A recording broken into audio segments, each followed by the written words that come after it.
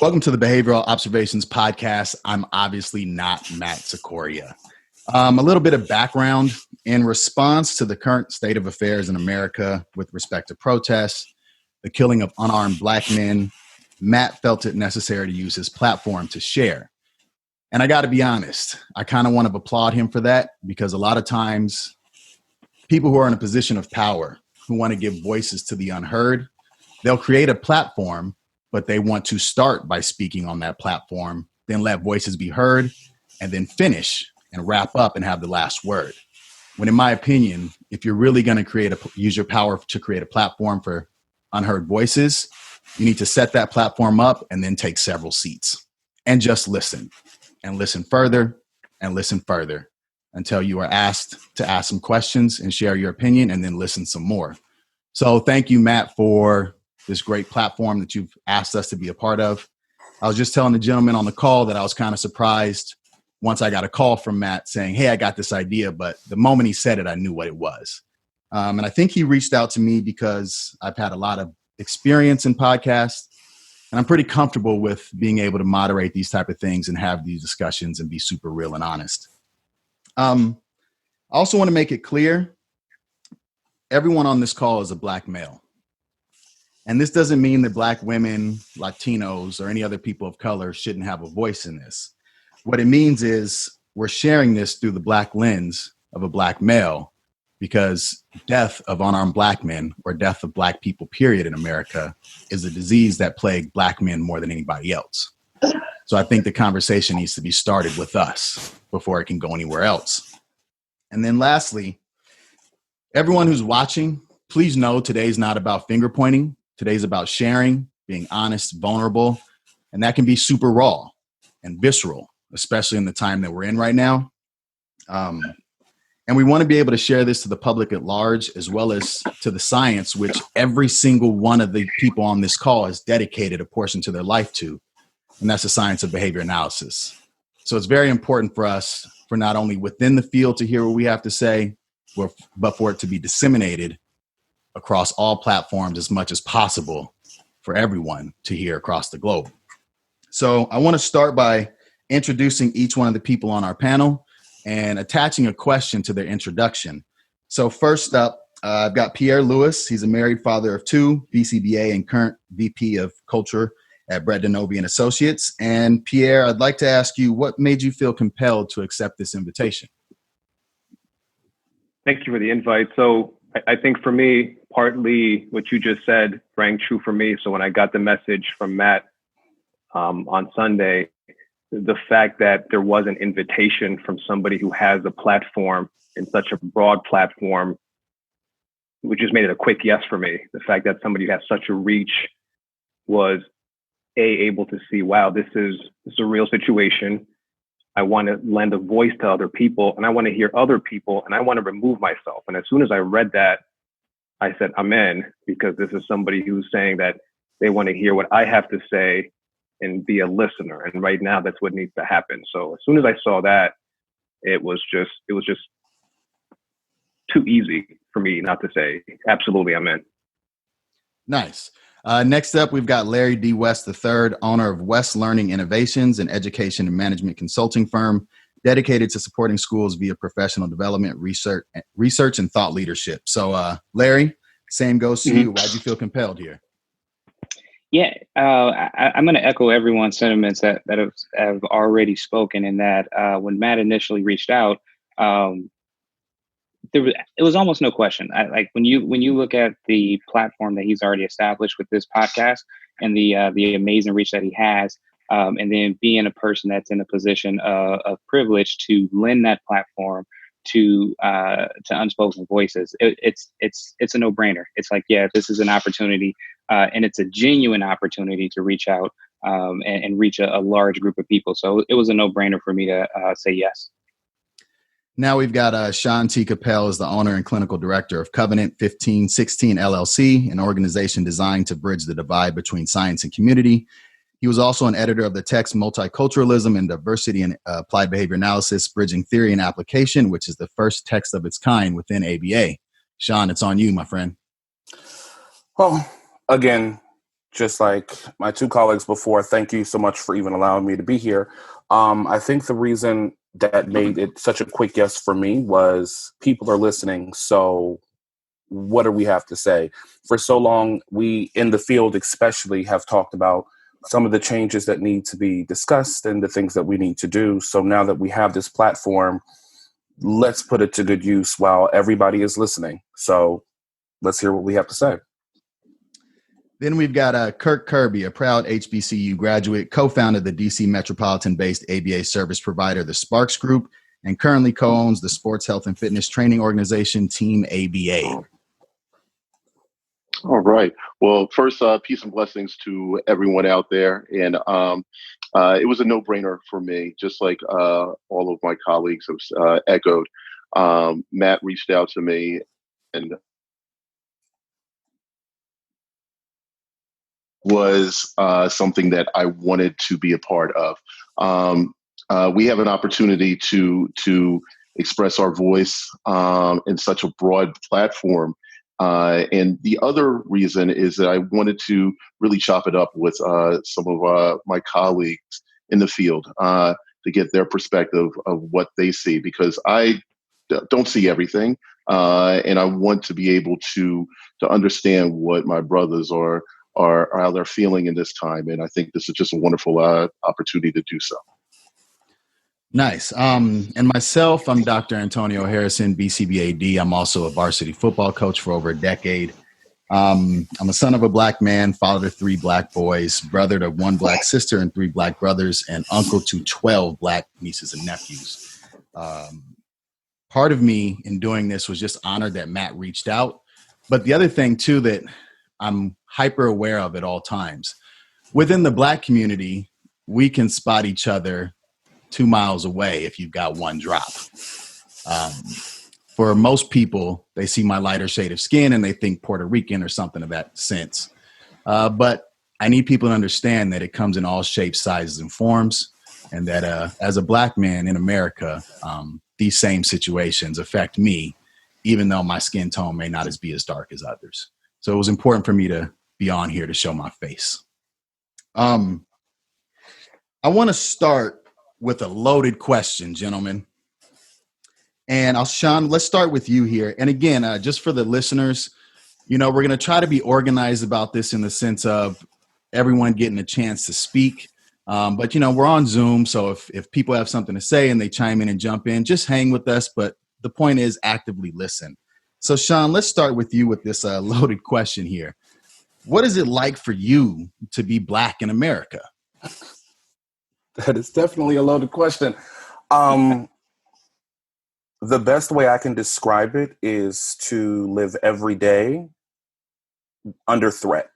I know that as an African-American male, fairly educated, fairly successful, that on any given moment, the way people perceive me, my life can be put at risk and be ended potentially just because of who I am, regardless of anything that I've done or who I love or any of that other stuff.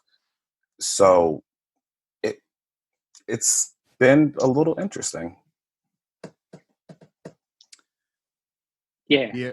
I want to jump in and again echo those same sentiments. There is a portion that it's kind of that two-ness, right? That if you've ever read W.E.B. Du Bois, he describes this in The Souls of Black Folks, that you got this duality. Like on one side, you're kind of proud, you're a bit patriotic, you're American, you're in what's supposed to be the greatest country on earth, and you have opportunities that aren't necessarily afforded to others in the world. And then you have this other side, which kind of juxtaposes that and kind of presents this stark reality of being Black in America or being a Black man in America and feeling targeted and not having access and opportunity like everyone else has, and being looked at and stigmatized a certain way. And so it's a tough position to be in. And it's one that it's hard. It's a hard life to live, man. And it doesn't matter what level of privilege someone may be at, whether they're, fairly educated or lesser educated, fairly well off by terms of money or lesser well off. I think at some point we all face that grim reality of what it's like to be a Black man in America, which isn't necessarily a good thing, especially in today's times. I kind of wanted to jump in on that as well. I take it from the perspective of that we know all of us on this particular conversation know the struggles that we go through, and our fathers went through, and our fathers' fathers, and so forth, through conditioned behavior that systemically just rides through generations. But I look at it as well as that. I'm unapologetically Black, and I'm proud of that. And I have a love-hate relationship with that term, unapologetically. That we live in a society where I should not have to state unapologetically, I'm proud to be Black or I'm Black. It should just be, I'm proud that, of my heritage. And but that's our reality. I go into situations where, and we're all comfortable with this, that we're comfortable in multiracial situations. But at the end of the day, I'm carrying that, my outward side of my inner grace. I'm a Black man. I'm proud to be that. However, I live in a society. We all live in a society where we are looked upon with bias and skepticism in some situations, and then we have to be mindful of our surroundings, because at any given moment, our lives could be in jeopardy. So just the duality of the fact that that all of us, I'm sure all of us, I know we are proud to be Black, but does society love us and view us as the kings we are? This is Pierre. I'll go. So for me, being Black in America means that I am always hypersensitive to my surroundings. When I'm driving, there are definitely some places where I have to change my behavior. So I may have one hand on the steering wheel, but when I get to a certain area, it's 10 and 2. And I'm not going to look left or right. And I'm going to make sure I am staying exactly at the speed limit or a little under. And that's something that I don't know that other people who are not Black have to think about that. In the workplace, I have to be extra sensitive about what I say. How is that being interpreted? I know I've earned this position. I know I'm good. I know I deserve to be here. But do other people see me as the token Black in this situation? That's something I have to think of in terms of work. I've got to think about my family. So I'll be sitting with my brother and we're just having a good time. And immediately I think of his confrontation with police 10 years ago because his cell phone looked like a weapon. So I think to be Black for me is to be always hypersensitive and acutely aware of where I am, how I'm being perceived. And I think as I'm looking online this week, the sentiment I see in many different posts and in different groups is tired. And sometimes I can't speak for everybody here, but for me, I don't think I realize the toll it takes on me. It's tiring to have to go from situation to situation to situation. I can't just go for a quick drive because I've got to think, okay, this, that. If I do get pulled over, it's not just going to be a quick stop. I've got to think about all these extra behaviors that I have to engage in for my own safety. So I think being Black and being a Black male in America, and I'm sure Black female, is having to be acutely aware of your environment at all times. And it can be tiring. So I'll leave it at that. And I'll add in here. I think of two analogies when I think about being in Black in America for myself. On one end, I feel like a caged lion.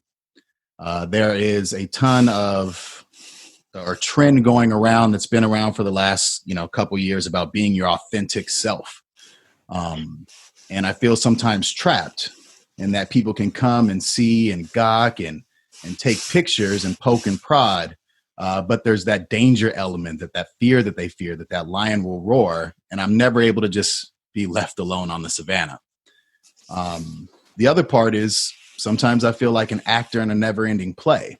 And what I mean by that is I had to learn through different environments what a lot of Black people have to learn, which is which masks to wear at certain times. The way I am at a barbecue function is not the way I am at ABAI. Absolutely. Code switching. No doubt. And it's only till recently, as I've become my own man with my own family, that I start to merge those masks that are uniquely blended to be myself. But it's tough. You never get a break. And as Pierre said, I think that's one of the things that's interesting is we think all the time, constantly, whether we want to or not, we're thinking. So I want to move forward and jump right into, the Memorial Day murder of George Floyd is what sparked these protests and this outrage and some solidarity, as well as some people who have taken to the streets in a way which has, and I know I'm saying semantics here because I hesitate to use the word riots because I'm in Los Angeles and I remember what 1992 was like and how they called those the 92 riots. Protests versus riots, and as well as violence versus property destruction. Because to me, those are different things. I know we're talking semantics, but they are to me. So I want to get Larry, let's start with you. What's kind of been your reaction to the response by the public across the nation and even the globe with response to George Floyd's death? Yeah, I think to say I'm shocked would be so far from the truth that I think it's ridiculous. Like, this is something to me that has been brewing for some time. And when I say that, I mean it on both sides of the reaction, right? So you have the folks that are taken to the streets and protesting. And even where those protests turn to, let's just call it destruction of property and things like that. Like, this is pent up years, generations of pent up aggression from folks that have felt exactly what George felt. Although a knee may not have physically been on their neck, a knee has been on their neck for years through the experiences that they have, the lived experiences that they have, the conversations that they've engaged in. And so this was the what do you call it? The straw that broke the camel's back. And so I'm absolutely not surprised by what's going on. And then on the other side, you have folks that are that condemn a lot of the protests, whether they're peaceful or not. And I look at that and I say, well, how can you stand in the face of patriotism? How can you stand in the face of freedom and look at that and say, this is a problem? Like, folks are protesting racism, systemic racism, discrimination, physical violence.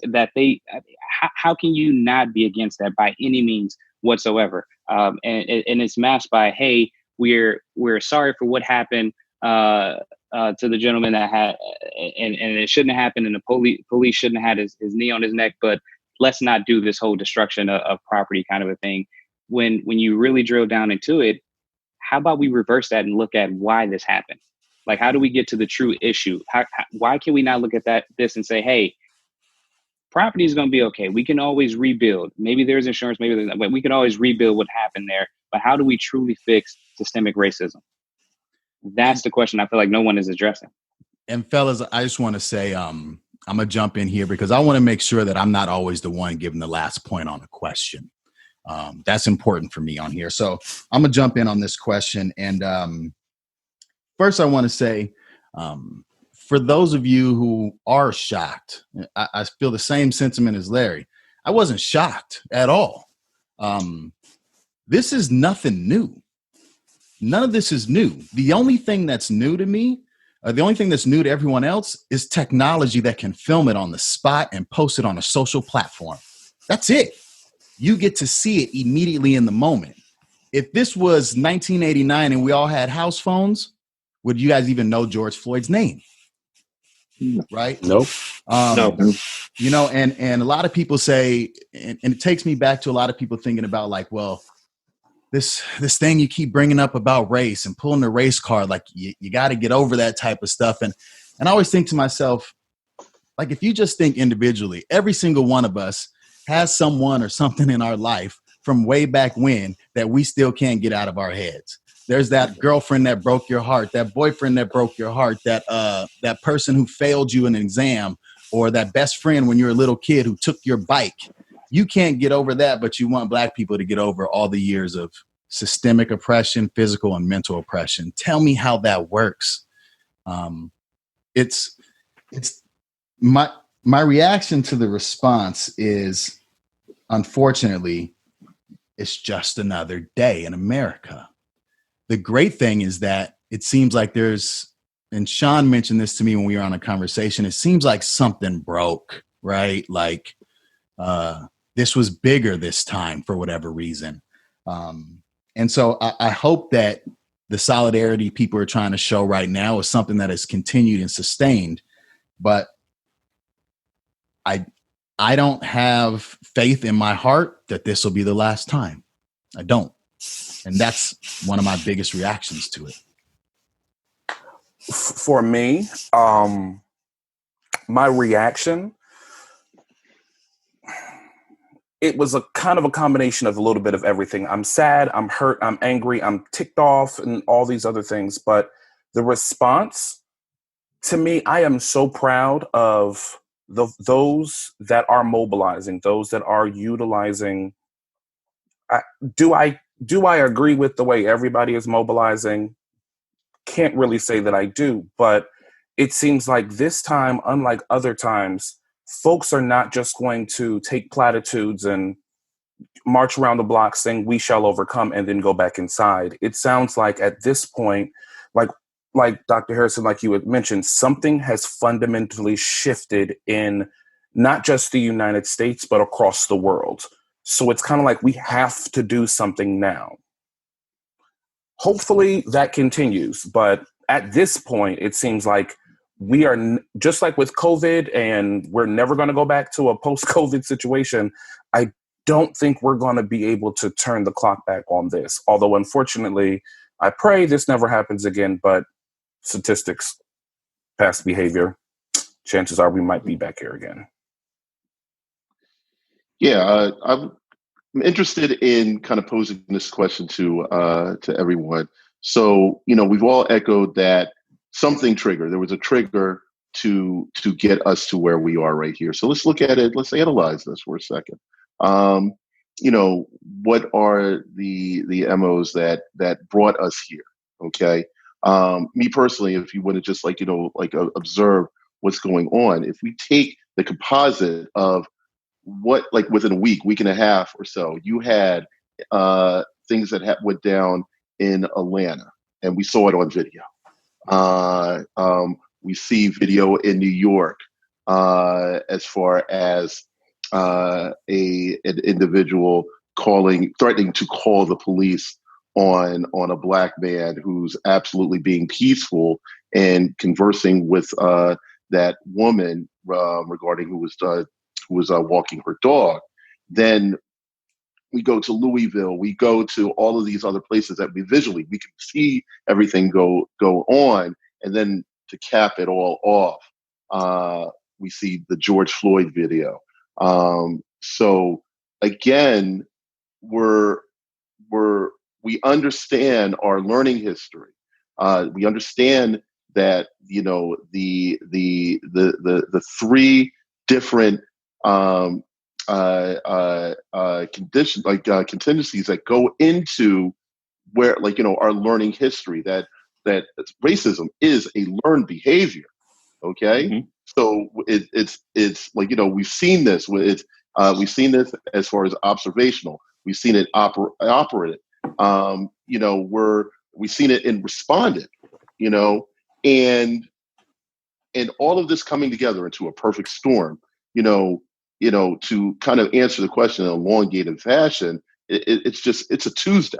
It's a Tuesday for me And that was my reaction. Like, that again, eventually, if we want to talk about predictive behavior, there is going to be a point that we come along, whether if we're charting this data or not, that people are going to mobilize, and their response effort is going to be increased because of, this perfect storm that comes along, the visuals that we can see. I get an opportunity to talk to my wife and other friends, and just we all echo the same thing. It was a matter of time. And then for me, I do think that this particular case, for whatever reason, America is drawing a circle. I heard somebody say that last night. America's drawing a circle for whatever reason. This one feels different for some reason. You've got protesters throughout the United States of America. I saw people protesting in New Zealand, England. So something's different this time. In terms of my feelings, most people who know me, I'm a pretty even, mellow kind of guy for the most part. I'm usually the person people come to, like, oh, tell me how you feel. What should I do? I don't think I've ever felt more rage, more disgust, and then at the same time, more pride at how quickly people are mobilizing, how people are putting themselves in harm's way to protest. You got people losing eyes, and you've had people die during the protests. So I'm feeling all that. I think as a country, what's interesting, I was watching Trevor Noah or something. I think it was Trevor Noah. And my wife and I were talking about, like, what's the difference between the United States and South Africa, right? Because they've had their issues too. And something that Trevor Noah said was, as a country, South Africa has acknowledged their past. And they are now at a point where they have listened, where now they can have real conversations, because they've acknowledged, we did some stuff that wasn't right. And I still feel like in this country, people feel like slavery and segregation was so long ago. Like the stark reality is, up until the 1960s, people had dogs and fire hydrants, and people, had hoses being put on them. Civil rights leaders were being killed. And then now we're just in kind of mass incarceration mode. So there really hasn't been any kind of real break, I think, because we've seen some people have an opportunity to do better, and maybe more Black people have had more opportunities to do better. There's this sense that things are better, but in reality, a lot of us are still suffering. And I don't know that as a country, this society has really acknowledged continually to be able to have like real conversations with Black people. So that's where I am today. And I hope we can take it to that point where South Africa has gone, and they've been able to say, as a country, yeah, we have failed. We want to listen, and start to have some real conversations. And, I don't know if you guys want to talk to Kirk's point or question, but I just wanted to mention one thing and then respond to Kirk's question. One, for those of you who are watching, when Kirk mentioned, I believe the lady's name was Amy Cooper in Central Park, her threat was to identify him as a Black man. That was her threat. That's the threat. All I have to say is you're Black, and it's a threatening thing. People will come to my rescue. Can people comprehend that? Just the fact of who I am makes me most wanted. And the other part too is, and I thought a lot about this, Kirk, because I like your question. I wonder, was it, the succession of things that happened along the way? Was it the officer looking so nonchalant while he kneeled on this man's neck? But then I add in too, we've all been in quarantine with minimal stimuli to distract us from anything. So now all of a sudden we've got something that is bigger than ourselves, and we can't be distracted by the fact that our gas tank's on E, or I got to get to this meeting in 15 minutes. Now I have nowhere to go or nothing to do but look at this. And I wonder how much of a compound effect that had in making everybody kind of galvanize the troops. Absolutely. I think that this is legitimately the perfect storm scenario. We've all been stuck in the house. Everybody, people are worried and have a lot of anxiety, for those who don't have jobs and things of that nature. But then you have to also roll in the very quick succession of the events that preceded this, to where we typically, when we see these kind of interactions, it's like a one and then it kind of disappears. And then another one happens and then it disappears. But we had instances back to back to back to back to back. And instead of law and order or the justice system intervening the way they would have done or they should have done in those situations, it was kind of brushed by the side and, oh, it is what it is. We'll kind of go from there. And then this happened. And then to see a police officer for 8.5, almost 9 minutes, basically choking a man or strangling a man to death while people are saying, get off of him, move, do this. It was a great, it's crazy for me to say this, but it was a great representation that our lives in society don't matter, because you can literally kill us on video and still go home or go out for pizza after it. Mm-hmm. Larry, I And the saw fact you is, were getting ready to say something. Larry, did you want to jump in? No, I mean, I don't know that I can put it more eloquently than what you all have said, especially Sean's comments. But when you look at that video, and it's 8.5, 9 minutes of pain, and for some reason that pain just kind of transcends the screen that you're looking at, and it kind of hits you right here. And you also see the nonchalant, stone cold look on that officer's face that basically says, "Doesn't matter. Doesn't matter if you can't breathe. Who cares? You can record me all you want. Nothing's gonna happen." Like that. That's the kind of nonchalantness that I think triggered quite a few people, where they kind of woke up and said, "Hey, this truly is a problem." Although we've been experiencing this for years, it took that level of imagery, that level of just kind of recklessness and carelessness for people to say, "Okay, this truly is not right." So I want to start off the next question, I guess, with some commentary. And, I've honestly thought about how I wanted to say this, because, I've had this conversation with others, but in light of what I said earlier about revealing those masks and being real and 100% me, I want to move into the folks who are protesting and the ways in which they're protesting. On one hand, I feel like we're on the step of a or like on the doorstep of a revolution, a revolt, right? Mm-hmm. And when that happens, systems have to burn to the ground.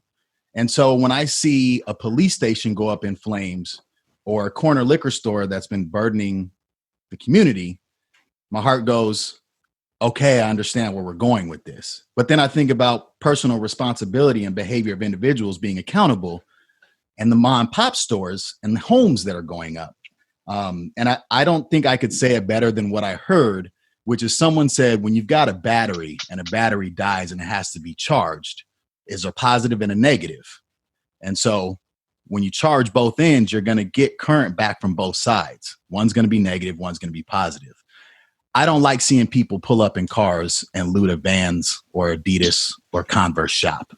But I also don't like seeing people become tourist protesters who drive in from out of town and take a seat. But at the same time, I've yet to be out on the front lines protesting, because I got 3 kids at home, and that's my concern, is my family. You want me to go out there, potentially get arrested or hurt, maybe even killed? Or what happens if, while I'm out there, something happens near my house and I'm not here to protect my family? So I'm curious about your guys' thought in terms of the way in which people are protesting, whether, and just, I don't want to say what you approve and condemn of, but just your thoughts on what people are doing. And let's start with Pierre on that. How about that? Okay. Yeah. Okay. Great. Well, you know what? I'm glad you came to me, because the reality is I've been through, I've experienced, I'm just going to be honest here. So people might get upset, but it is what it is. I've experienced every single feeling on this since last week. I had a feeling of, you know what, this is not just about this one case. This is for the people who are out there. They've been experiencing this in their neighborhoods, in their families forever. So I can feel why they would go out there and then just start to engage in these types of behavior. I do still believe that's the minority of people. So I don't think it's a majority of people. So I think your example is a good one. I think you're not going to be able to stop people who want to go out there and peacefully protest and just say what they want to say. And then you're going to have other people who are just so pent up and they've experienced this. They've been physically hurt. They've had family members physically hurt. And, they've been told that, you know what, protest this way. But then that hasn't been heard either. So you get to a point where you say, like what's left for me to do? But to be mad, maybe throw something. And again, I do feel badly for those mom and pop stores. I feel badly for the people who are out there who might be getting hurt. But at the same time, we're talking about human lives here. Okay, we're talking about lives versus property destruction. So at the end of the day, I'd rather people go out there and they're loud and they scream and people are not getting hurt. But I also understand why people are just they're mad. They're mad. And when you're mad, you engage in behaviors you might not typically engage in. You might look at it as an extinction burst. I don't know. Exactly what I was thinking. Yeah. So, and I guess to Pierre's point, where I may ruffle some feathers, but I'm gonna keep it 100. So we look at what's going on as far as the protests, okay, and everything that's reported revolving protests. My personal opinion is that that through this, and first, before I even go into that, I applaud not just our brothers and sisters who are out there, having their voices heard, but just multiculturally, multiracially, individuals coming together and just looking at and just say, this is pretty messed up. You know what I mean? And we have to voice our opinion. We have to change this broken system. But it's not a broken system. The system was established to be counterproductive for us to not to succeed. Because again, I'm getting off my point here, because we have to be 10 times better. Black men and women have to be 10 times better, and we can go into that a little bit later. But we're going into this protest there. So I applaud the individuals who go out there and peacefully assemble to hear their voice, whether they're enraged and they're boisterous with their protests, or they're silent and peaceful. The movement that we saw in the 50s and 60s. You had Malcolm, you had Martin, and you had the radicals, the Huey Newtons, the Stokely Carmichaels, and somehow, some way, we're still here. So I don't condone individuals who are going to destroy property, especially property, as we're all like Black entrepreneurs. I don't condone us going into our neighborhoods and destroying, institutions that are Black owned. I don't condone them going in to destroy, institutions, period. But again, just like Pierre said, there are levels to this. People are angry. I can understand that. One of the things that struck a nerve for me, and this is personal. I went to undergrad in Richmond, Virginia. Went to Virginia Union University, and there was obviously riots going on just like all over the country. And their main strip, downtown Richmond, is a Broad Street. And Broad Street has an institution called Waller's Jewelers. And Waller's Jewelers has been, there for, I don't know, I'm not going to quote how many years, but it was there when I was an undergrad. And, I was so fortunate enough to pledge a historically Black fraternity in my time at Virginia Union. And that's where we used to go to get our paraphernalia. Before there was, you could go online and go on eBay, or not eBay, but just go on these little specialty shops to purchase paraphernalia. We went in there, and somehow, some way, it was vandalized. And what struck a chord to me was like, why are we going here? What is the message that we're sending? And I'm not going to speculate if it's like, people that are infiltrating with their own agenda to have a false narrative, create a false narrative of the protests and all. I'm not going to go into that. But if we're going into these protests and destroying property, why are we going to be so counterproductive if, this is affecting brothers and sisters? Why are we going to destroy, fellow brothers and sisters' businesses? And so, it's a mixed bag for me. I understand that just the anger, because I'm angry. But just to your point, Doc, how do we serve? Like, do we be on the front line on here during a pandemic? I have underlying medical issues. I had open heart surgery in 2016.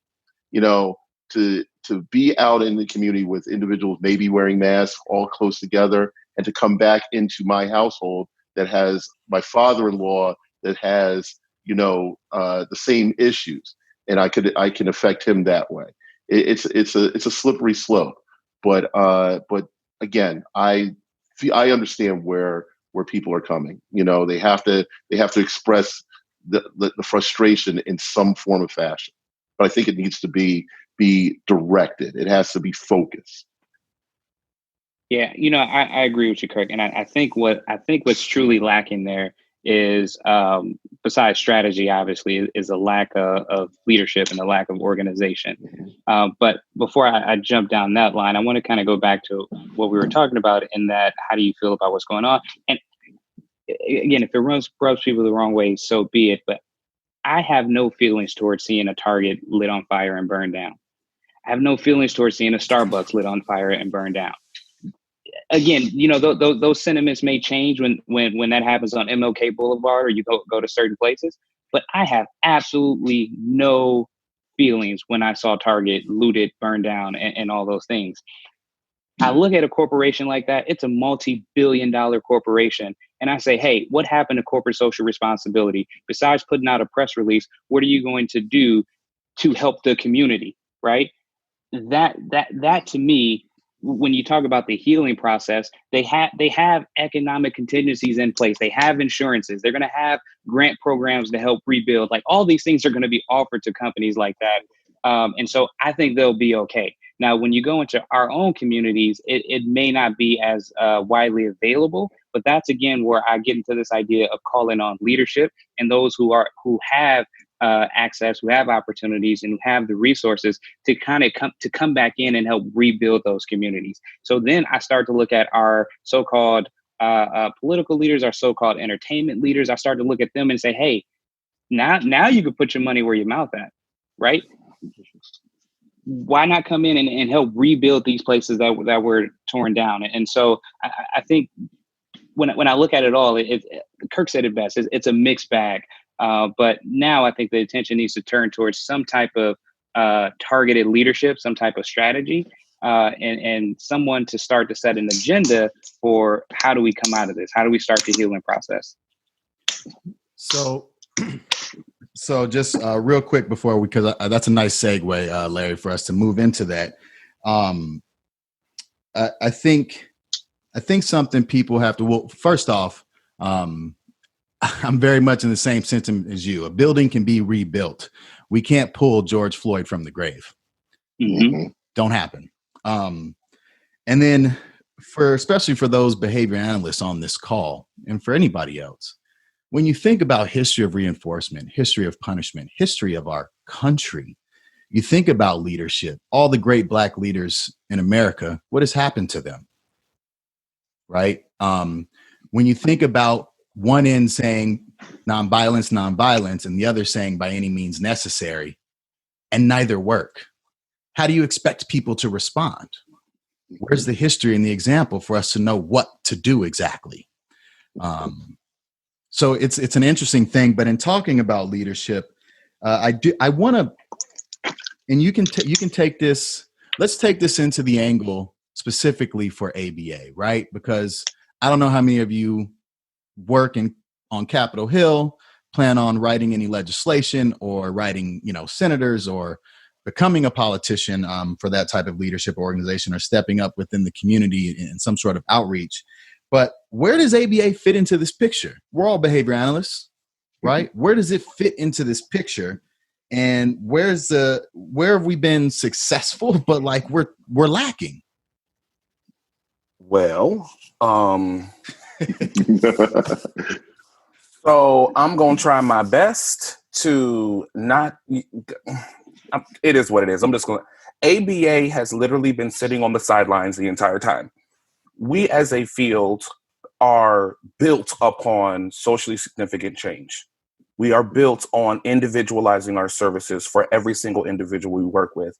We have these great conversations and these great conferences and go back home and do the same exact thing we've always done.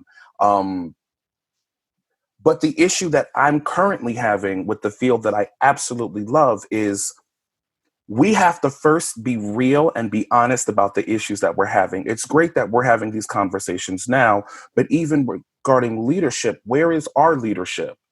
What have they said? And not just another press release of, oh, these are the statements that we have, but we need tangible, measurable goals to move forward.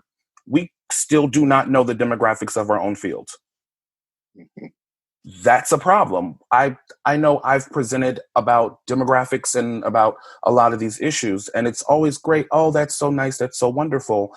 But I don't know if the rest of the field has, or the rest of you, my colleagues, have experienced the same thing. It seems like since all of this stuff started, now it seems like people are become super hypersensitive. Like, I don't want to say the wrong thing. I don't want to do the wrong thing. Can you read over this? Can we talk? I need to hear from the African-American perspective. But the question that I ask is, we've always been here. Why are y'all just now coming to us? If we wanted to address this issue, we could have addressed this issue years ago. But now, and I'm grateful for the opportunity. I'm grateful for the platform. Lord knows I am. But I don't have conversations about, oh, we need to change things and then just go back home. Change it, and then what are we doing to actually change it and hold people accountable? That's my 2 cents. Sorry. I'm going to save my comments to last because I can go on and on, but go ahead. So I'll go. I think as a field, I agree, right? So we talk about social significance. So, I mean, let's just start with data. Let's look at how many Black clinicians we have. How many Black RBTs do we have? Are our agencies, is our field as a whole doing enough to mentor those folks to become BCBAs? Research. I think we have a unique opportunity right now. I actually reached out to an editor-in-chief of one of our big journals, and I said, hey, this is the chance. We have been talking about this for years. This is the chance right now to open this conversation so that we start to get more research, more articles. Maybe we do a special edition. So it will go beyond just a statement. I think the statements are great, and we're acknowledging that there's an issue, but for the people who have power, so our editors-in-chief, let's do a special edition. Let's start to say, okay, you know what? Every year at ABAI or some of our larger conferences, let's do more than a group. Let's actually start to, behavior goes where reinforcement flows, right? So if we start to reinforce the behavior of, creating more research and having some more robust conversations about this, we will see more people say, oh, cool. Okay, yeah, it's a good idea for me to do more research about this. Between BCBAs, RBTs, BCABAs, we're about 115,000 strong. So I mean, there is there is a lot of opportunity right now. I think I was speaking to a colleague a few weeks ago. I think there are about 100 Black-owned ABA companies across the country. And I don't know how that fits. I'm like, is that a low number, a high number, a good number? I'm not really sure. Can we do more about that? We're able to then serve our communities better that way. So, data research for sure. There's definitely an avenue here for our field to do that. And then let's just be honest. There are just some simple things we can be doing every day. So I think somebody mentioned contingencies before. They're clearly lacking. Well, actually, no, they're in place right now for some of these police departments, right? So you injure, you kill a person of color, not much happens. But then on the flip side, we're supposed to be the masters of the contingency. So, when I see an officer go on social media and say, no, I denounce this is wrong, that's my opportunity as an analyst to then reinforce that behavior, right? So that the next time this happens or something close to it happens, he or she is more likely to engage in the behavior of calling out or beginning to systematically change that. And, I've been thinking this week, there are probably dozens of smaller behaviors that 115,000 of us can engage in to begin to have some impact. That's an easy one right there. I did it twice yesterday. I saw two officers go on there and say, this is going to be hard for me. I'm probably going to catch, some flack for saying this, but that was murder and that was wrong. And I was like, yes, thank you.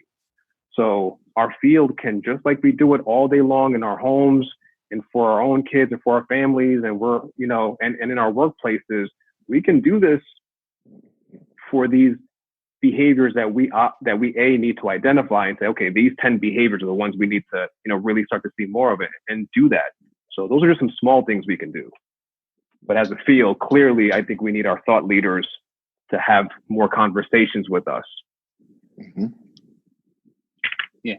I mean, you two, Sean and Pierre, what you said so far, I can't echo those sentiments enough. I think y'all hit it right on the head. Like representation is absolutely needed. And I guess the one thing I would add to that is also, and I think it's moving in this direction, but it certainly deserves a little bit more steam and effort, is to be bold enough to step outside of the small practice of autism and take these skills and move them into other areas, move them into businesses, become consultants in all these other areas.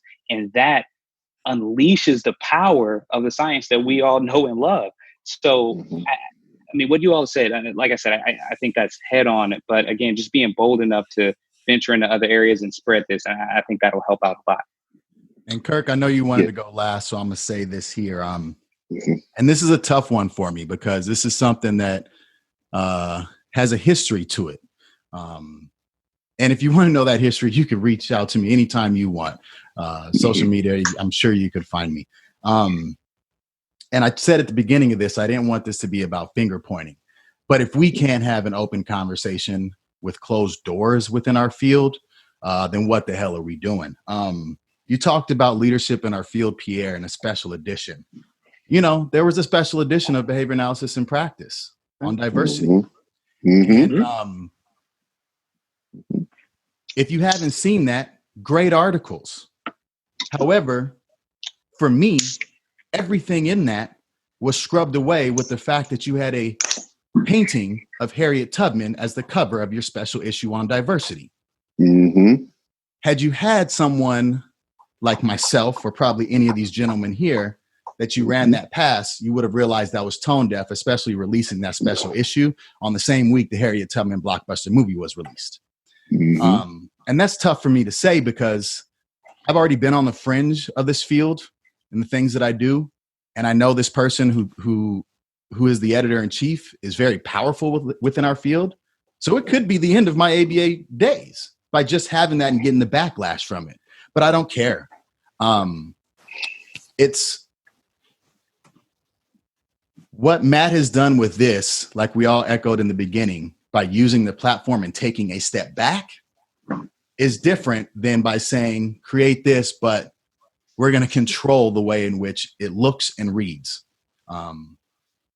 Because as soon as I saw that, and even though it was drawn by a beautiful Black woman, everything that was inside that journal volume was lost.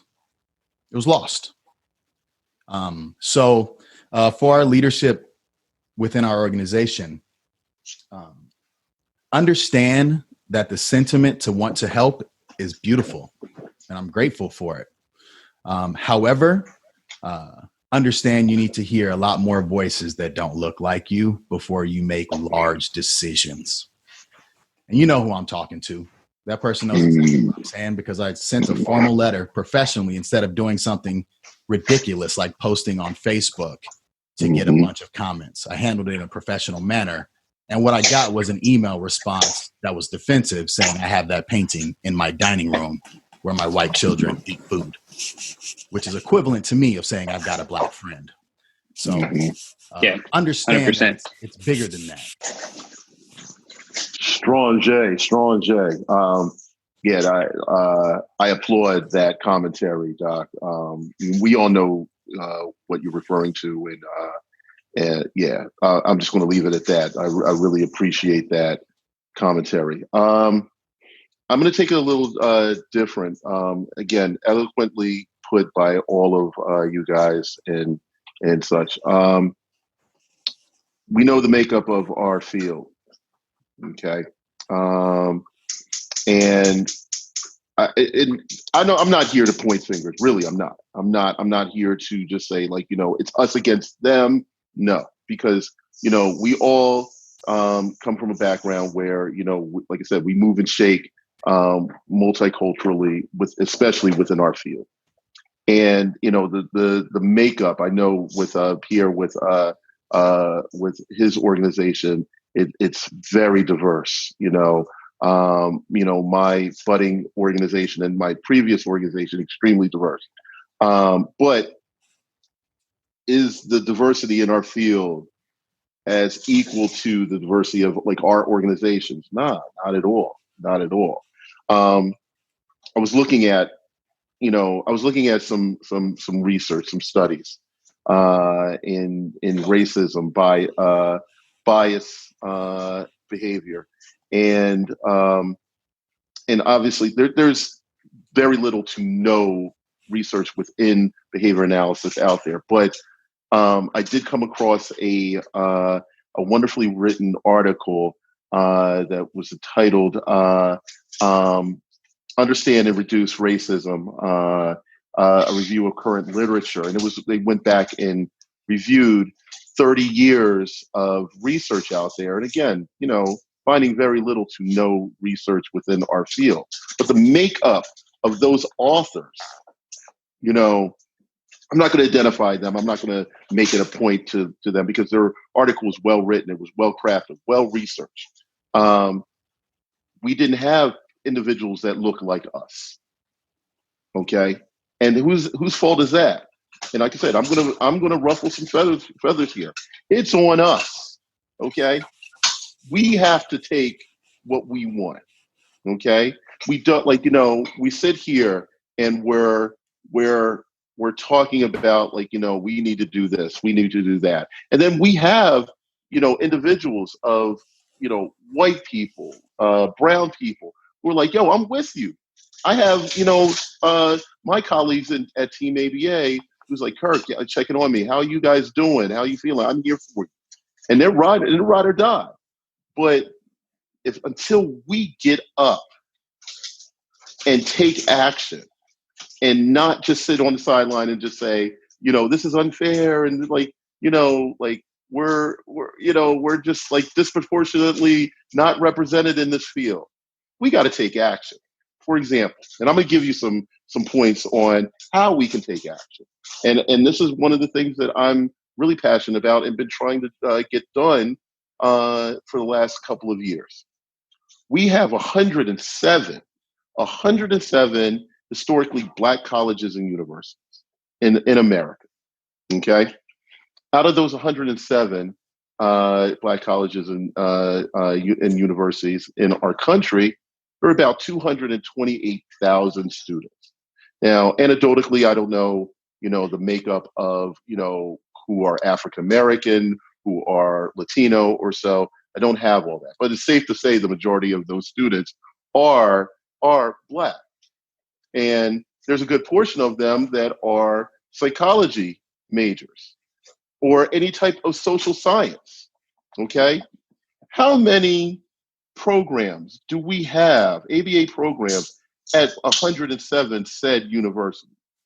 One, Savannah State University, an undergraduate program. Okay? So if we want our own people to do more research, to get our voice out there, to again use the word galvanize a whole generation of new analysts into our field, we need to start from there. Because again, there are individuals who are on these college campuses that are begging to have their voices heard, because that's what goes on. No matter what college you went to, whether it was an HBCU or a PWI, our community is talking about racism and bias behavior. We're always talking about it.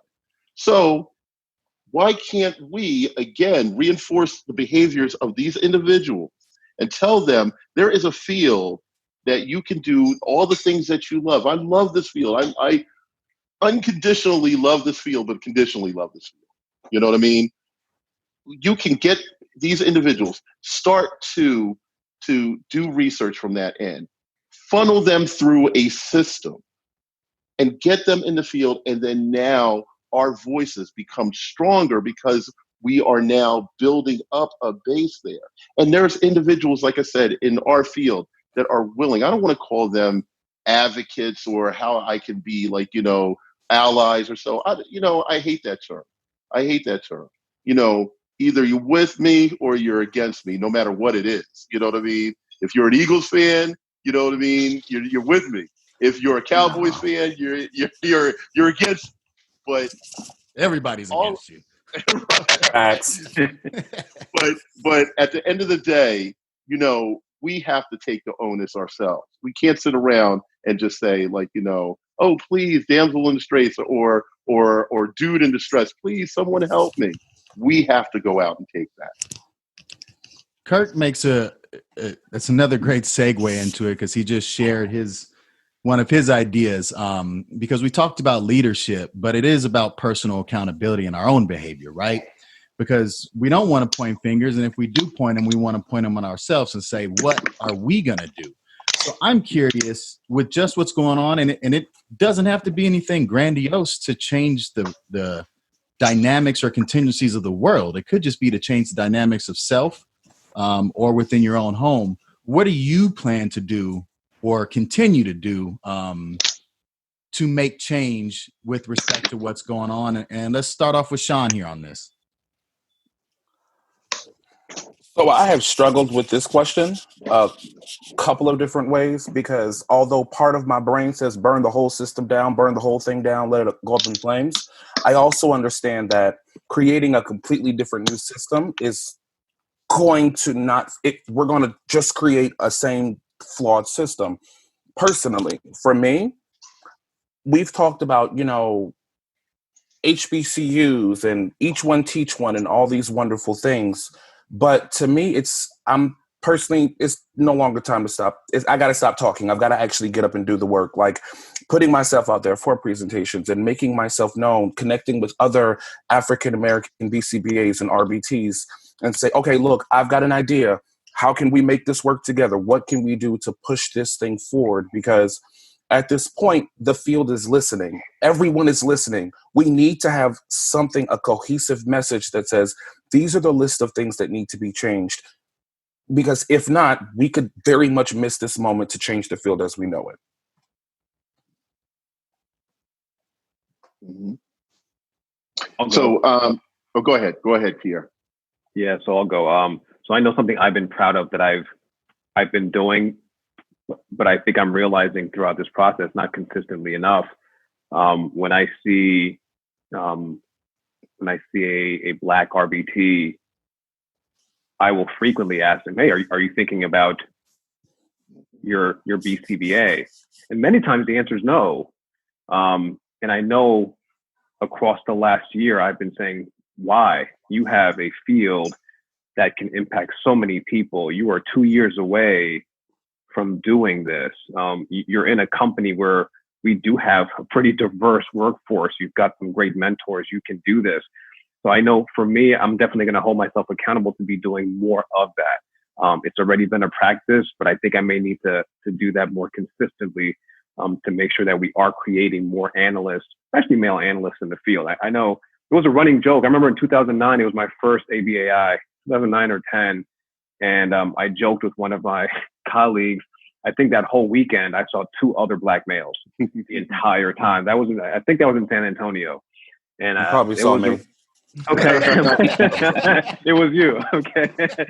So, you know, it was sad. I laughed, but it was also sad. The whole plane ride home, I was like, wow, how is this possible that in this entire hall, I saw 2 other people who look like me? That, that's not okay. And, 10 years later, it's probably a little bit better, but I don't know that it's that much better. So I definitely can take more responsibility in mentoring and coaching people who are looking for that.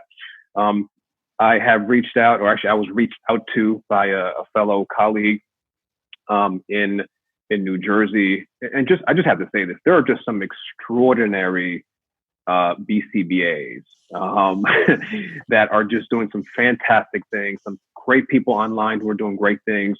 And she reached out about starting a task force in New Jersey. And in 2 weeks, we're going to have our first meeting. So there was like almost no delay in time. So I think it's like next Friday, we'll have our first task force. I think sometimes I shirk away from some leadership opportunities. So I've presented at some of the larger conferences, and that's helped me, give me the confidence to do more and bring other people with me. I was recently added to the board here at New Jersey ABA. So I now am looking at myself as definitely having a platform. And I guess I knew it, but now I really, in the situation, am realizing the platform I have to do more and create some mini task force and look at the state of behavior analysis for Black BCBAs in New Jersey. I can have a real impact on that tomorrow. So those are some things we can do. And then I think just Black ownership. The field is there's just no shortage. I mean, we need more BCBAs, and if we need more, then we also need to encourage, and I need to encourage Black ownership within our field. So I know those are 3 or 4 things I can do immediately. Yeah, absolutely. For us, it's kind of twofold. And I say this quite often. I probably said it a couple of times during this podcast. It's access and opportunity. And so for us, it's going back and looking at the kids that we serve through our learning center and through our school, and thinking about how do we then provide more access and opportunity for more kids who wouldn't otherwise have access to the things that we're doing. So literacy is very huge for us. And what we know is that if we can increase a child's literacy, the likelihood of them having issues with the law are going to drastically reduce. And so that's a huge part of what we're doing in our efforts. And then the training that we'll want to do with some of the school districts around here to help them understand what racial bias looks like, what racial bias looks like, complicit bias, and all those things are a lot of where our efforts are focused. And I like Kirk's point about us helping us. Right. Mm-hmm. Starting there first, because if we do that and then we get data that says the systems in place aren't taking our publications, aren't looking at them, they're glossed over. Now we have something to respond to, as versus saying we didn't do it. But for those who are accepting those things, I want you to understand, don't challenge me to write a paper. My way of help comes in different forms. Right. When I first started in this field, I sat on the ABAI Executive Council as a student representative for the entire field. I published my master's thesis in Java, which is now a figure table of my graph under shaping in the new Cooper edition. But when I found out that meant nothing more than the people within the field might know my name, and I learned what impact factor was a journal, go look it up if you don't know it. I moved to things like this that got out to more. So I may not write a paper for your diversity edition. I may get on a microphone, right? So understand that there's different ways to affect that. And for me personally, I'm gonna continue to do the stuff I'm gonna do, but the biggest thing that's my priority is sitting down, just like I did the other day, at the dinner table and having these tough conversations with my young children, because they need to know, and not just about the state of America, but whether you are Black or not, and you are here listening to this, please understand, Black people, our history did not come from slavery. We come from kings and queens. If you don't know who Sunjata is, if you don't know Mansa Musa, Mansa Abu Bakari, if you don't know Hannibal, speak, brother. You call Egypt is not the Middle East. It's the gateway to the Middle East that's in Africa. Preach, sir. If you don't know that stuff, go look and share with your kids, because I need my kids to know that, because my eldest got his first introduction to Black history this year, and all it started with was trans-American or transatlantic slave trade. That's it. That's it. That's the beginning. And so that's my responsibility in my home, is at that dinner table to say, no, son, no sons. That's not it. That's not who we are. That's not our history. Don't believe that, there's this great Roman Empire and Greek philosophers, and we just didn't exist. We were in huts somewhere. It's just a false narrative. The documentation is there to prove it. So that's me personally, what I plan on doing. And on the peripheral for the masses is more things like this, to where I use whatever influence I have, as small as it is, to share the things that I've been sharing. Yeah. And again, I find myself now, I'm following up, I'm following Babe Ruth. I'm in the fifth spot in the lineup. I'm like, how am I going to top that? But no, brother, Doc, that was a great, history lesson right there. We come from kings and queens, and math and science didn't start in the Roman Empire, but we're not going to get on that. You already went through that so eloquently. My biggest platform is that, and I sincerely hope that this podcast goes from, our field, and then someone passes it along to outside our field, because I'm directly talking to HBCU presidents.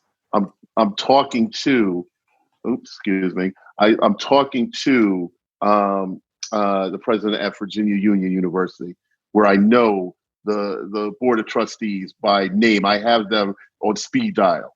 I'm talking to Bowie State University, where my wife Beverly sits on boards there.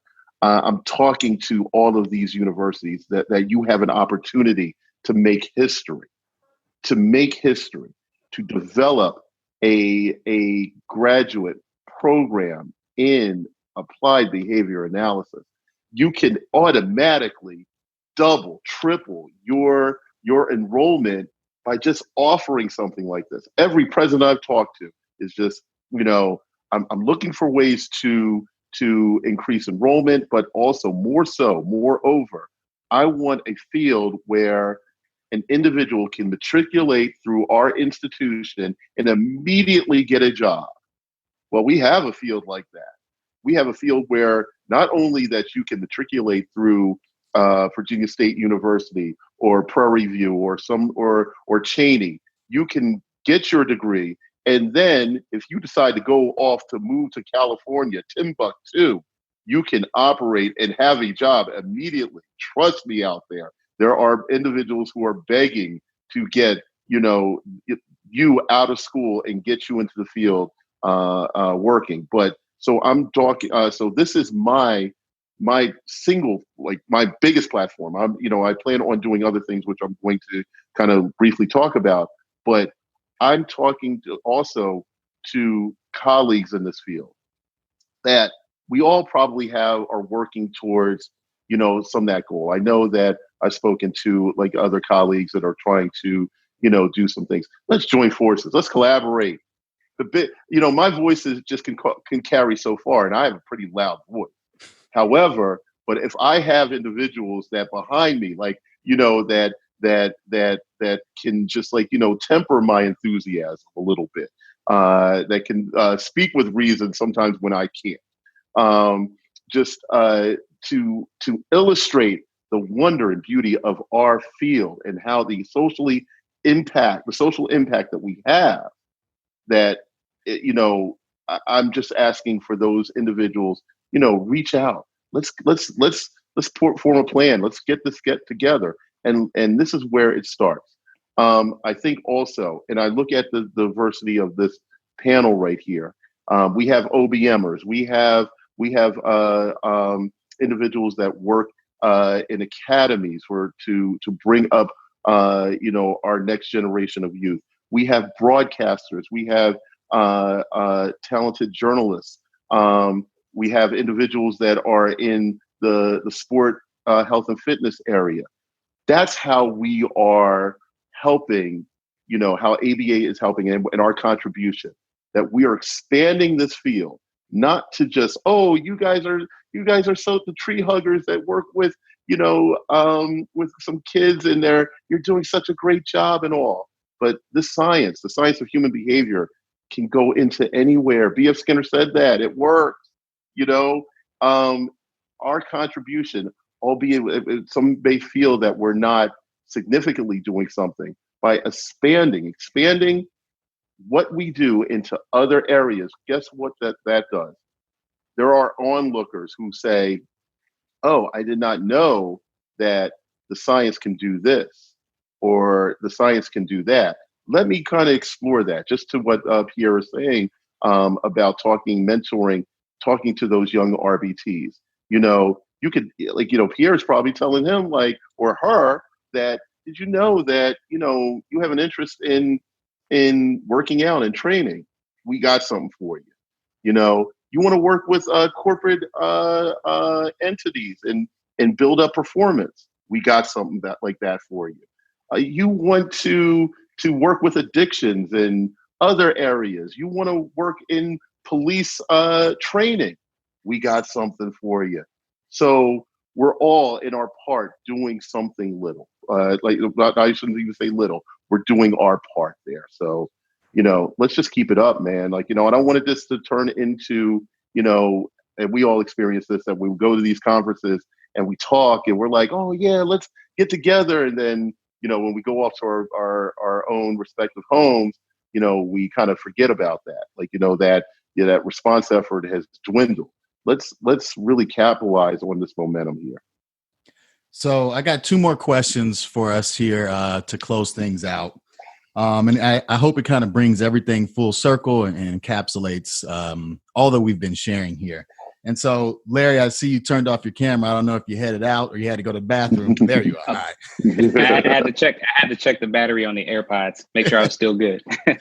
I want to start with you, Larry. And this is one I've been thinking about a lot before even this podcast, but just in general.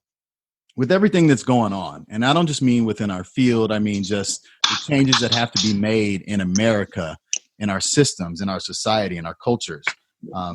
What's your reservation about the entire situation? What worries you, or what are your concerns after even we share all of this? Yeah, I think the biggest concern is that this becomes a drive-by revolution, and that it's just a hot take. It's here for the moment, and when we wake up 2, 3, 4 months, 6 months down the line, it's like a blip in history. It's just one of those things that happen, as opposed to this being a true teachable moment, and then leadership truly emerging and taking us to a place of moving forward. And so that to me is really the biggest concern. We've got a huge opportunity to seize the moment and do something about it and make something happen. The eyes of the entire world. I mean, we saw protests in tons of different countries. This is not just in the U.S. And so the eyes of the world are upon us. And I think we got an opportunity to make something special happen, and we just cannot afford to waste it. Otherwise, 30 years from now, same thing's going to happen. And for me, one of my reservations in the world and within the field is, as we even during the conversation we've been having, is we've been talking about people need to step up. They need to take the lead. They need to follow, folks need to get organized. We need to move forward. my reservation is I don't want to move forward and everybody just be like, oh, we're going to go. Don't leave me out here by myself. Kind of that if we're calling for these actions and people are putting in the work and putting in the effort, it's like, y'all, now we got to come out and support. Now, like, this is honestly the first time that I have seen this many other African-American male BCBAs. I honestly, for the first 4 years of my career, thought I was the only one in the field.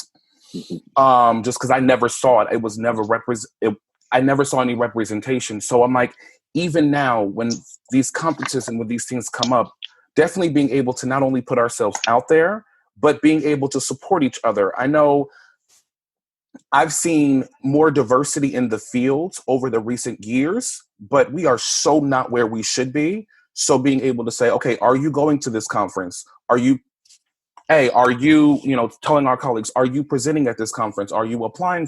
Let's get this done. So that way it's not just one person speaking for the entire group of African Americans. Kirk, you want to go on that one? Yeah, I'll go on that. So my reservations, and I'm tussling with this answer here. Obviously, like I mentioned before, that I don't want to, just like it was said, I don't want it to be just like a fad, just like, something that we get all excited about and then it just dies out, it fades. But also, my reservation that I don't want to isolate, individuals that, feel that like, it's again, an us versus them mentality, I think that, one of the things that I've always, and we could probably all agree with this, that you ask someone who's not Black, okay? You ask a person that's white, do you see color? Okay. And they're like, oh, I don't see color. I don't see, I don't see color. I just see the human being. Well, that's contrary, because, we have all of our bias and all. But I want you to see color. I want you to see color because, and again, this might be ruffle feathers or people might take it, out of context or so. But, we recognize we can differentiate so many things. We use differential reinforcement to increase behavior. Well, when I see an individual, that is Black, I see him for his color, for who, for who he is and who in our relationship. That doesn't mean that, your biased nature can kick in. It shouldn't be all of that. So my reservation is that can we as a field, like it was mentioned before, accept the history of this country, okay, and move forward to really make it an equal ground for everyone. And I systematically, I know we can do that, but it all becomes like, are we going to actually follow through or like, are all our MOs going to align? And that is concerning. It's concerning that like, that we may not move forward in that regard because, we have, in our field, there's so many things that are that can be fixed in our field, but there's so many wonderful things. And I want to get past these feelings, these, like, oh, I have to, like, be in a safe place to talk to individuals about certain things. Like, I'm going to tell you straight up, you know what I mean? And you don't have to be in a safe place. Just tell me how you feel. You know what I mean? And we're going to work this out. You know what I mean? We're going to work this out. But the fears that we have, these these fears that we have, and I'm like, really concerned that can we get through these barriers to ultimately create change, since we call ourselves change agents. Pierre, I want to throw my 2 cents in because I'd like you to close out this question and start the last question. Great. For me, the biggest reservation and concern is understanding that this country, the fabric of this country, was woven with racism and inequality. Maybe not 100%. Let's even call it 50% to be moderate. Well, if I've got a shirt that's 50% cotton and 50% polyester, I got to tear that shirt apart to make a whole new different shirt, don't I? Right. But we all understand, especially of us working in OBM, in structures and systems, delayed versus immediate reward. I don't know if people have gone past the thought or just the emotion of anger and rage to think, even if we restructure this whole system, that's not changing everything for tomorrow. That's a years, decades, possible century span for that to happen. And even if we're successful in that, it worries me that, as it was mentioned earlier, I think by Kurt, we know that racism is a learned behavior. So even if we removed all the systematic oppression, institutionalized oppression and racism and inequality, does that stop a father or mother from teaching their 3-year-old hatred? That's what concerns me, is not should we not work towards effort of eradicating inequality and racism. I sometimes wonder, is it possible? Not that we shouldn't try, but is it possible? Wow. So you're going to leave me that, huh? Okay. That's okay, because I've had the same conversation with my wife and other colleagues over the last 3 or 4 days. That's just the honest truth. So I think everything everybody has said here, I think I do worry about the us versus them. I know for me, I've been pretty vocal on social media. I'm usually like, oh, this is nice. Here's something I did. I've been very vocal recently on social media. So I get concerned that people will feel my anger and feel how mad I am right now. And that may result in people not speaking up and trying. I think we need to recognize that right now, people are going to make mistakes, and we have to allow ourselves the ability to make some mistakes and allow the people who want to help us the opportunity to make some mistakes. Because I think that's just going to happen. There's not going to be any perfect system. I'm going to try mistakes. And then other people who are hearing my voice right now, whether they're in the behavior analytic community or another science somewhere, is going to hear this and say, I want to do something, but I'm afraid to make a mistake because people are mad right now. So I'm nervous right now that in this atmosphere, people want to help, but they're sensing, they're feeling rage, they're feeling anger, they're watching TV, and they're going to say, well, I don't know. And we know a lot of great ideas end up in the grave. And so I just hope that people end up feeling the anger and moving anyway, and trying anyway, and having authentic conversations with us, and for us to be part of the solution. And I guess I also want to mention, I'm fearful that we may think so big that we don't just start with some quick wins. So I have a colleague, they call him Dr. Paulie Gloves, and he talks about big wins, and he's got a book on it. I'm sorry, quick wins. And that's going to be really important right now. So, that task force is in 2 weeks. That's a quick win. That's a relatively quick win to meet so quickly and work out an action plan for New Jersey. Somebody can hear us right now and say, I can start a mentorship program tomorrow. That's a quick win. So I'm nervous that sometimes we may think so big that we don't just start to get some quick wins. And I think that's going to be really key right now. We could be talking a week from today and be on a Facebook group or just do this again and hear, wow, we were able to do 3 things since last Tuesday. And I think it's very possible. And so, Pierre, I'd like you to close us out or open us up for the last question here, which is, okay, what is it that you think people of privilege need to understand? What point are they missing? Oh, man. I think what they're missing is that by no means is what's happening right now, what people are feeling right now, people's actions right now, only related to what happened last Monday. I think the first question was, how does it feel to be a Black person in America? And I talked about all the different scenarios and all the different things I have to think about throughout the day.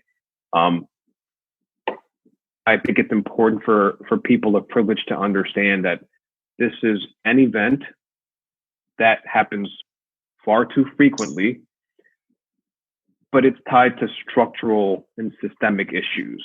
This is not just this. It's horrible.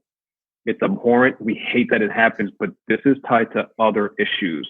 I was talking to my wife this morning, and even right here in New Jersey, I think we have the highest disparity of Black infant mortality and morbidity right here in New Jersey.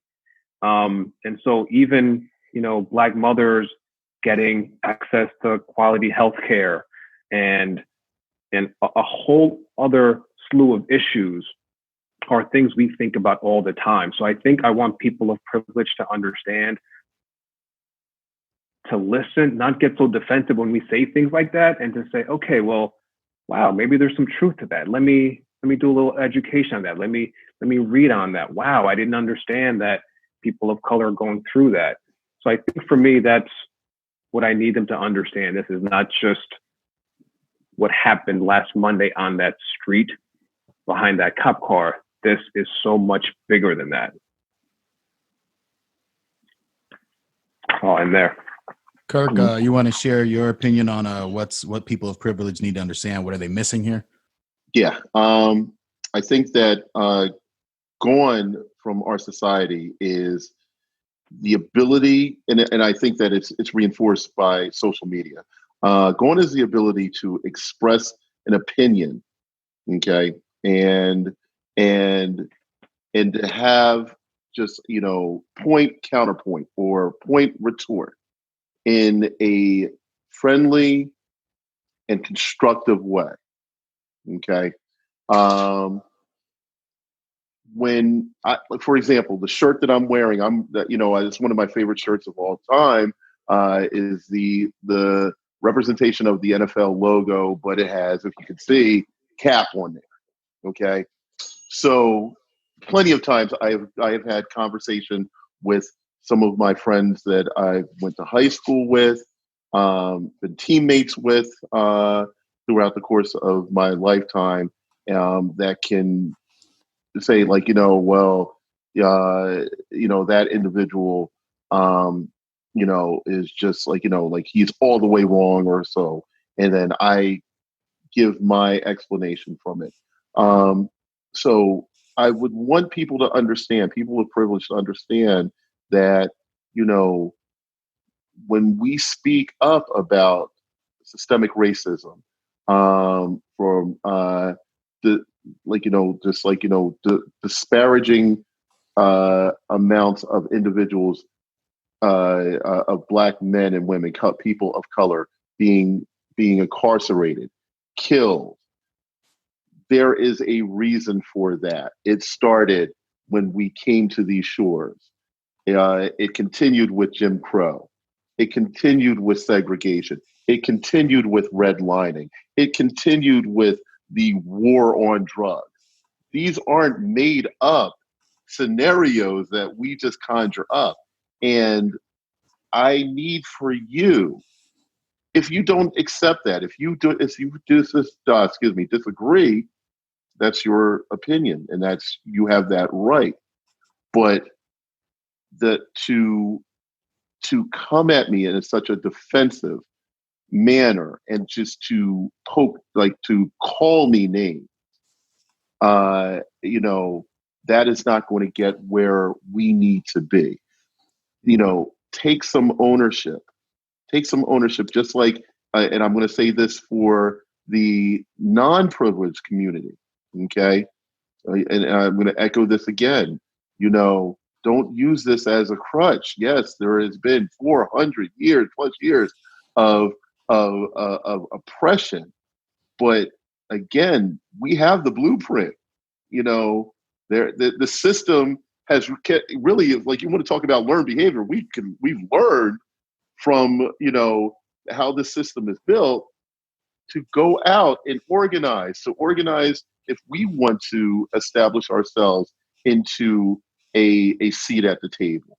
So I want equally, people of privilege, people of non-privilege, to respect everybody, respect opinions, and if you do disagree with opinions, to be cordial about that, but then also recognize our history, our, like, you know, go and learn from our history, and then let's come to the table and start to rebuild. I don't know, just like, you know, I can tend to agree with you, Doc, you know, of your concerns.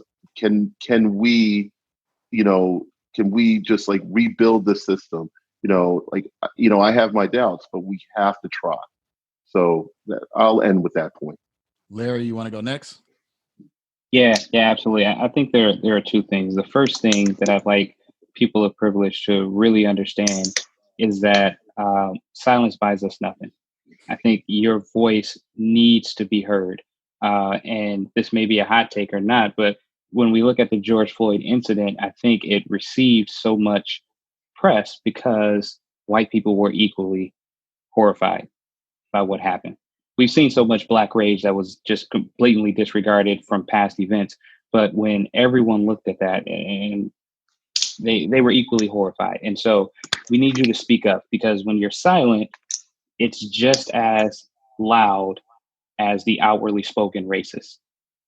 So your silence, again, buys us nothing. We need you to not just, and we've seen people say, well, you know, I don't speak up because I'm not sure what to say, or things like that. And it's like, well, say how you honestly feel. If you're outraged, if you're horrified, if you denounce systemic racism, if you denounce oppression of people, say it. There's no reason hiding behind it. And I think that helps this entire movement gain a lot more traction, and a lot more steam. And the other side of that, and this kind of jumps to that whole Amy Cooper situation, is check your own bias at the door.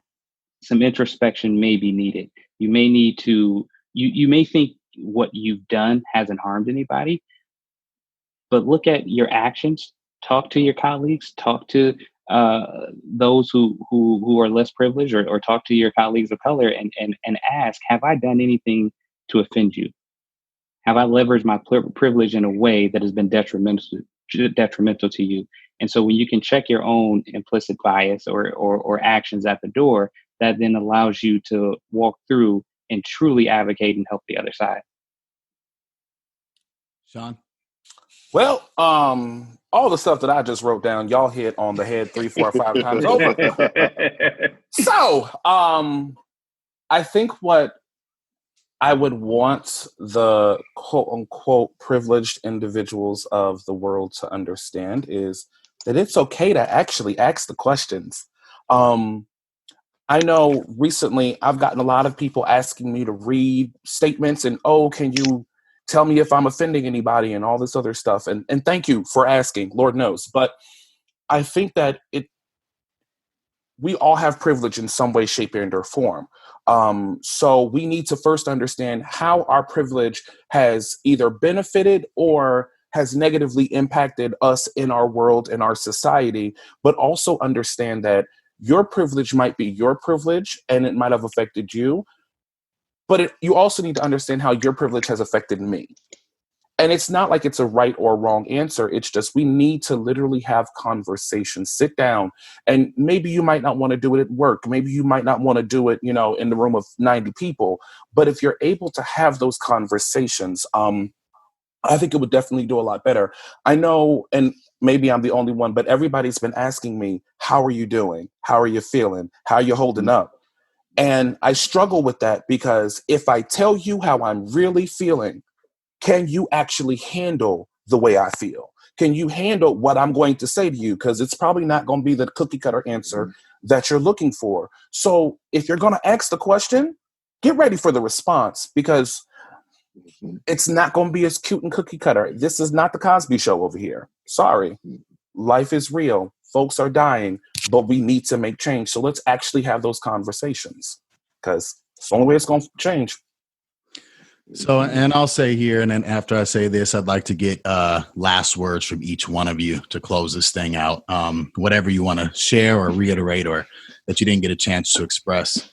When I think about privilege, and I specifically didn't say white people, right? I didn't say white privilege. I said privilege because, as Sean mentioned, we all have a degree of privilege. The fact that we are all male is a privilege in this country, point blank. Yep.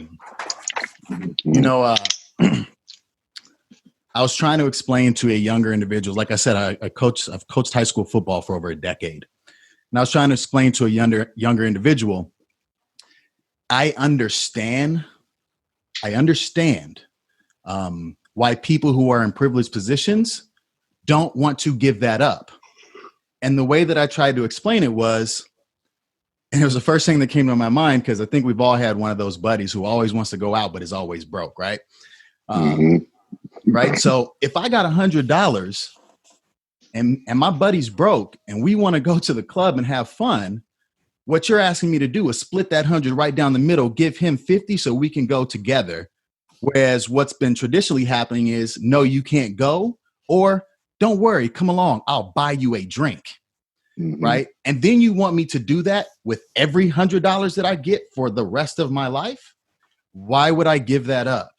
And then you add in the mix, if I have children, then my children will benefit from that, and strip something from my children, like being able to go to a college at a higher rate or a stronger probability, so that your child has that as well. I understand it. And I understand what we're asking for people in privileged positions to give up that power.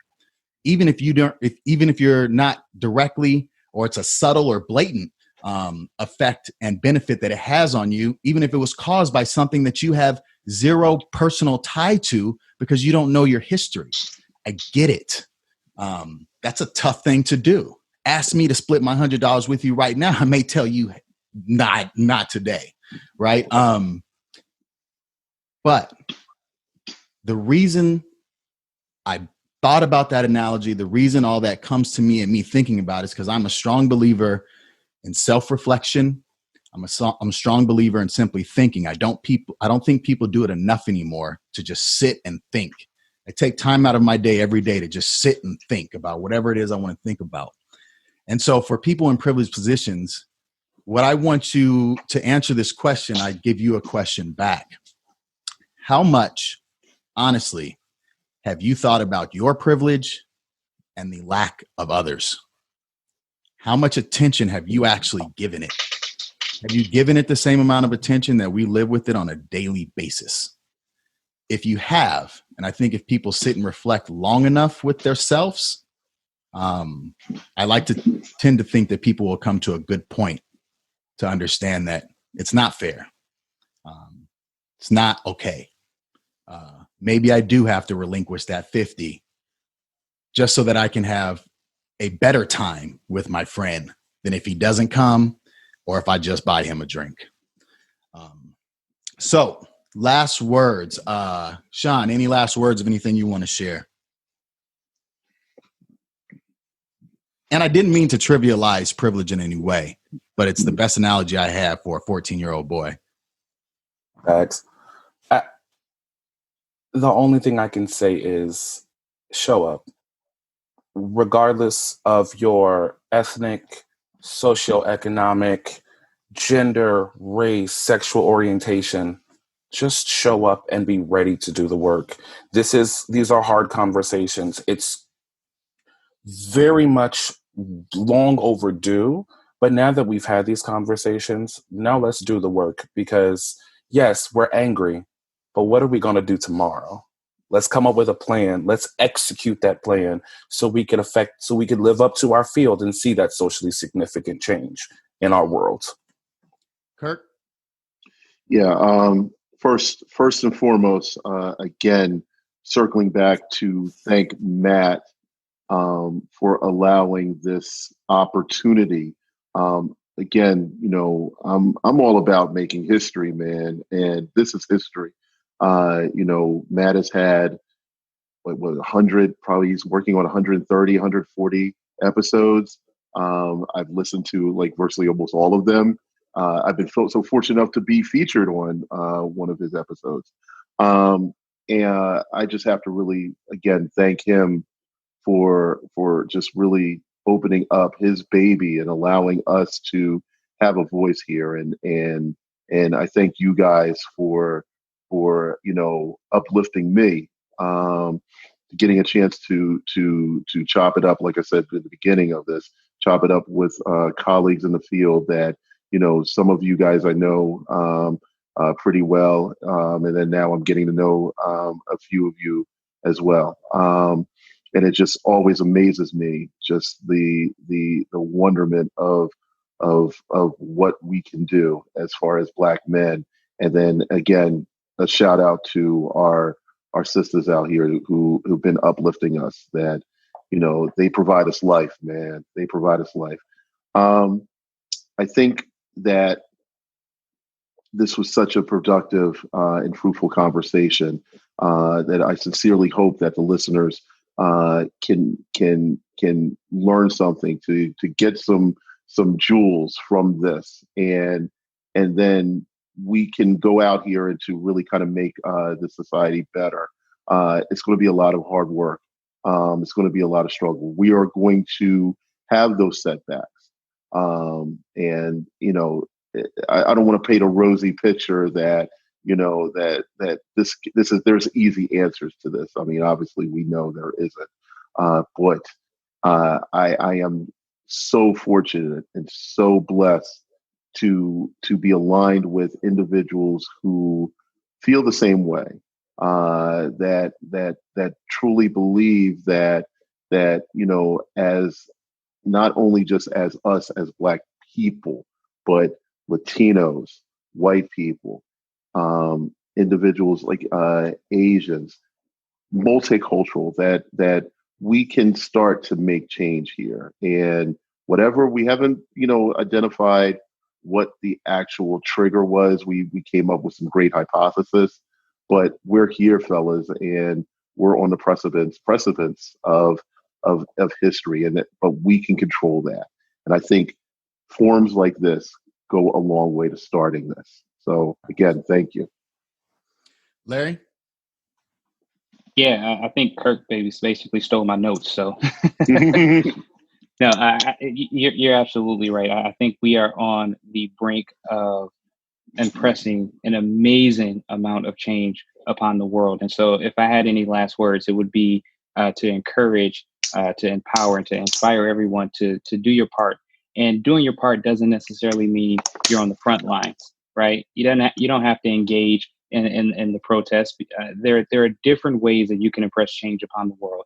That's having sit down conversations with your kids. That's having one-on-one dialogue, not debate, but dialogue with those who are different from you, or with your colleagues. And so really just take a moment to reflect on what is the one minor thing that you can do to impress a major change upon the world. Pierre? Okay, so before I get to my point, I just saw a text message. I mentioned that we're looking to do a task force here, and we thought there'd be a small group of people.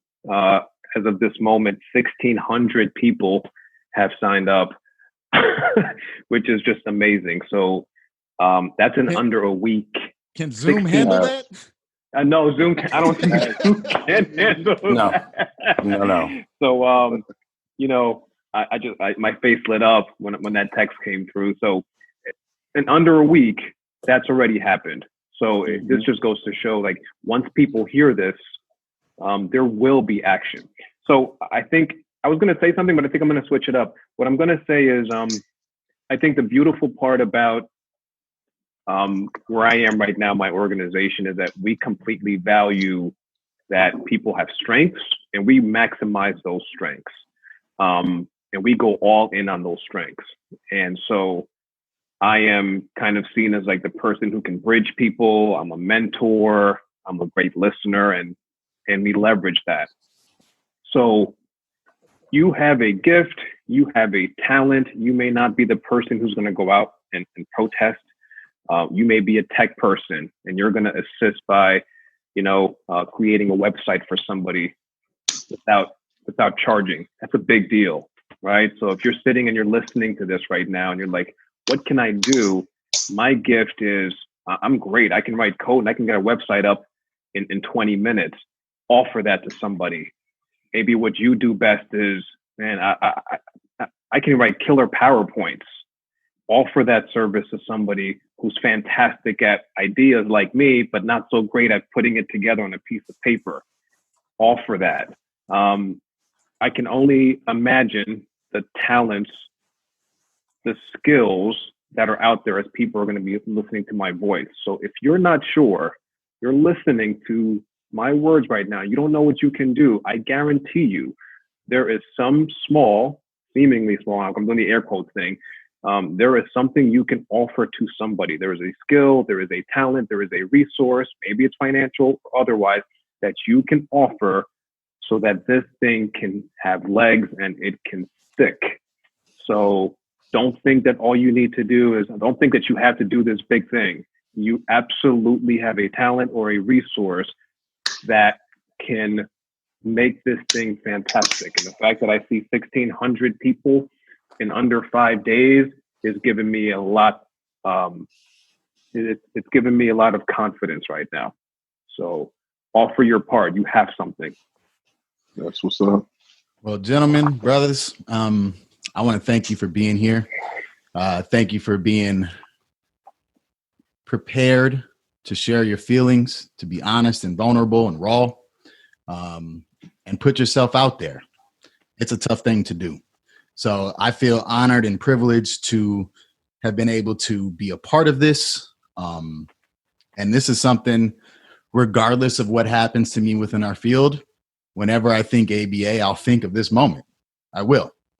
So I thank y'all for that. And I think that's a wrap, fellas. I want y'all to stay safe, be strong, as best as you can during this time.